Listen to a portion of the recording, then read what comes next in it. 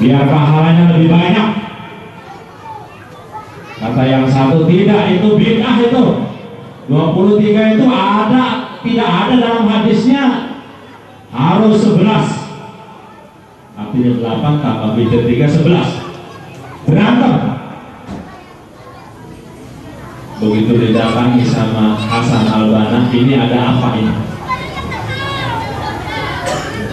Bukannya sholat kok tambah malah berantem. Ada apa ini? Begini ya Imam, kami ini pengen sholat tarawih di sini 23, tetapi kelompok yang di sebelah marah, katanya tarawihnya harus 11. Akhirnya ribut. Tapi kemudian apa hukumnya bertengkar di rumah Allah? Hukumnya apa? Haram. Kenapa Anda mempertahankan yang sunnah demi untuk menginjak-injak yang wajib, yaitu mempertahankan ukhuwah, mempertahankan persatuan umat? Kenapa? Ibadah sosial mestinya Anda harus. Sementara tarawih tadi hukumnya sunnah, yang itu merupakan ibadah individual. Jadi jangan sampai kau mengorbankan yang sunnah untuk yang wajib. Puasa Ramadan bagus, tapi kalau gara-gara di sini Idul Fitrinya hari Selasa, di sebelah sana hari Rabu, kemudian berantem, itu tidak bagus. Karena Rasulullah diutus ke muka bumi ini berdasarkan peringatan Isra Mi'raj dalam rangka untuk mensalehkan baik hubungan kita secara sosial maupun hubungan kita secara individual. Hablum minan nas dan hablum minallah yang hendak dicapai oleh peringatan Isra Mi'raj yang terisunya gara-gara Lebaran. Atau mudah-mudahan di sini juga nggak ada yang ribut gara-gara mulai puasa. Ini biasanya kalau puasa ini selalu beda ya. Biarlah perbedaan itu, kita jangan ribut, karena kita dalam rangka memperingati Isra Mi'raj, kita bukan hanya saja untuk mensalehkan secara individual, tetapi juga kita harus mensalehkan secara sosial. Itu peringatan Isra Mi'raj. Dan bahkan dari peristiwa Isra Mi'raj juga dalam sirah Nabawiyah dijelaskan, ketika Rasul sampai di langit di Sidratul Muntaha, itu Rasul itu ngelilingin surga. Betapa nikmatnya orang yang berkeliling di semua surga. Kita di Taman Mini saja kalau keliling senang ya. Atau di kebun binatang. Ibu pernah ke kebun binatang di Ragunan.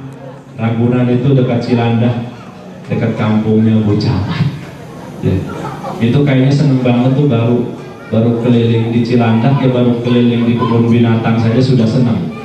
Perasaan kagak mau pulang gitu. Cuma ngeliatin yang begituan doang. Ini Rasulullah ini tuh keliling surga.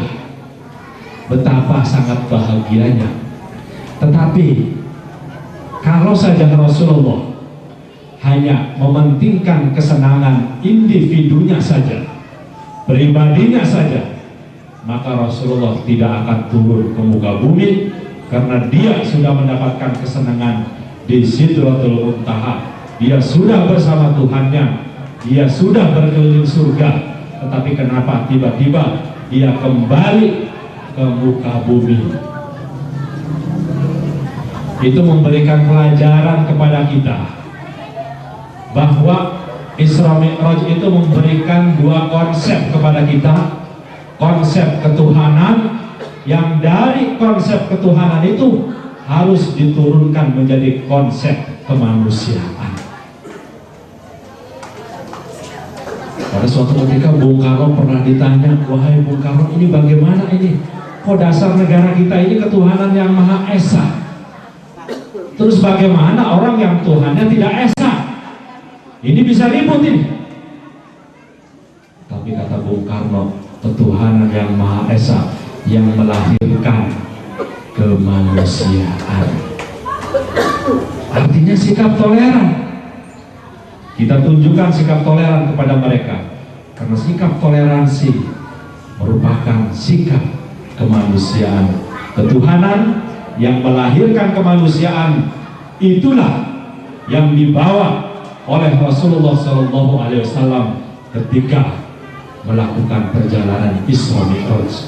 Dia bertemu dengan Tuhannya dengan membawa konsep ketuhanannya, bukan ketuhanan yang Maha Esa ya, membawa konsep ketuhanan, kemudian turun ke muka bumi untuk dijadikan sebagai konsep kemanusiaan. Jadi bagaimana konsep ketuhanan itu bisa dirasakan manfaatnya oleh orang-orang yang ada di bumi.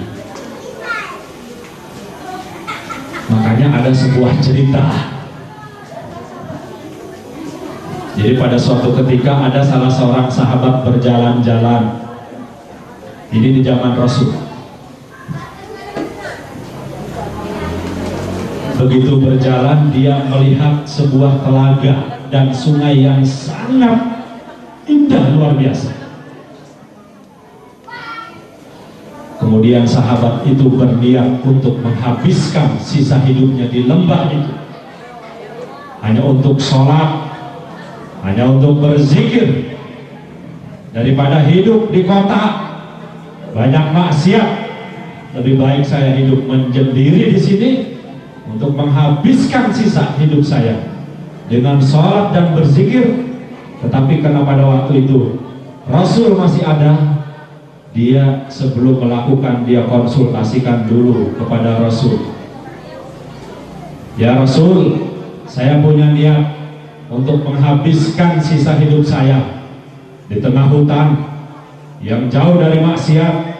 Saya ingin habiskan hanya untuk sholat dan puasa, hanya untuk berzikir kepada Allah Subhanahu wa Ta'ala. Tetapi apa yang dikatakan oleh Rasulullah Sallallahu Alaihi Wasallam? Yang dikatakan oleh Rasul, hidup fisabilillah itu jauh lebih baik daripada Anda sholat selama 70 tahun. Bukankah Anda ingin diampuni dosa-dosa? Bukankah Anda ingin masuk surga? Maka berjuanglah di jalan Allah. Dan berjuang di jalan Allah diartikan oleh para ahli hadis hidup di tengah-tengah masyarakat dengan segala kemurkaannya. Jadi kehadiran seorang muslim di tengah-tengah masyarakat itu sangat luar biasa. Nilainya itu sangat luar biasa besarnya. Makanya Rasulullah, sekalipun dia sudah mendapatkan kesenangan yang sangat luar biasa, untuk mengambil nilai yang lebih besar, dia turun terjun di tengah-tengah umatnya yang padahal pada saat itu umatnya masih tetap membangkang. Ya kan? Sudah membangkang.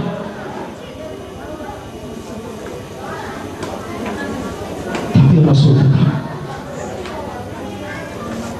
karena mengambil keutamaan bahwa sesungguhnya ibadah sosial itu lebih tinggi derajatnya daripada ibadah individual. Sehingga kalau ada masalah-masalah yang bertentangan dengan masalah-masalah individual, maka kita harus dahulukan ukhuwah Islamiyah, kita harus dahulukan hubungan silaturahmi. Ini sebenarnya masih banyak ini.